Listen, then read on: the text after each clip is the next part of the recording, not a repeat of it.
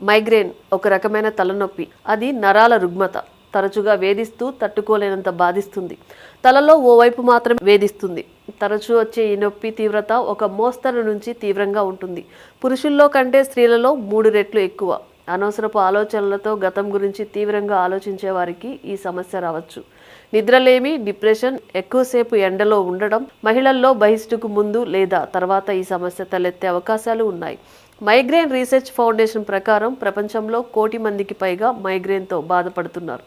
దీనివల్ల వచ్చే తలనొప్పిని ఇంట్లో అయితే ఎలాగోలా మేనేజ్ చేసుకోవచ్చు. కాసేపు పడుకోవటమో లేక మాత్రలు వేసుకోవడము, ఇంట్లో ఉన్న వారిపై కేకలు వేయడమో చేస్తారు. అదే ఆఫీస్లో అయితే చాలా ఇబ్బందిగా ఉంటుంది.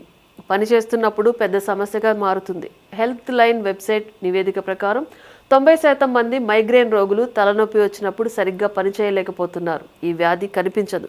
అందుకని చుట్టుపక్కల వారికి ఆ రోగి బాధను అర్థం చేసుకోవడం చాలా కష్టంగా ఉంటుంది.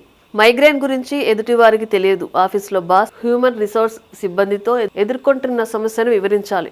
మైగ్రేన్ దాడి కారణంగా ఎంత ఇబ్బంది పడుతున్నారో తప్పకుండా పక్క వారికి చెప్పాల్సిందే. వారు ఈ సమస్యను అర్థం చేసుకొని పక్షంలో డాక్టర్ ఇచ్చిన సలహాలను పాటించి ఉపశమనం పొందాలి.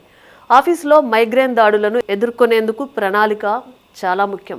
ఎలాంటి సమస్య లేనప్పుడు టార్గెట్ కంప్లీట్ చేయడంపై దృష్టి పెట్టాలి. మీ స్థానంలో పనిచేయడానికి సహోద్యోగుల సహాయం తీసుకోవాలి. ఇంటికి వెళ్ళేటప్పుడు ఆటో లేదా టాక్సీ సురక్షితమైనవని మర్చిపోకూడదు. ప్రకాశవంతమైన లైట్లు, శబ్దాలు, బలమైన వాసనలు క్యాబిన్ పరిసరాల్లో లేకుండా చూసుకోవాలి.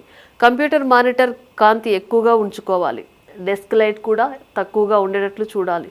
అవసరమైతే మేనేజర్తో మాట్లాడి మరో చోటికి డెస్క్ మార్చుకోవాలి. చెవుల్లో ఇయర్ ప్లగ్స్ పెట్టుకుని శబ్దాలను నివారించుకోవాలి. పెర్ఫ్యూమ్లను వాడే సిబ్బందికి దూరంగా ఉండాలి. ఒత్తిడిని నివారించాలి. ఆఫీస్లో పని గురించి ఆందోళన సహజమే. అయినప్పటికీ నిరంతరం ఒత్తిడికి గురికాకుండా చూసుకోవాలి. ఆఫీస్లో ఒత్తిడిని నివారించుకోవడానికి విరామం తీసుకోవాలి. శ్వాస వ్యాయామాలు, ధ్యానం చేయవచ్చు.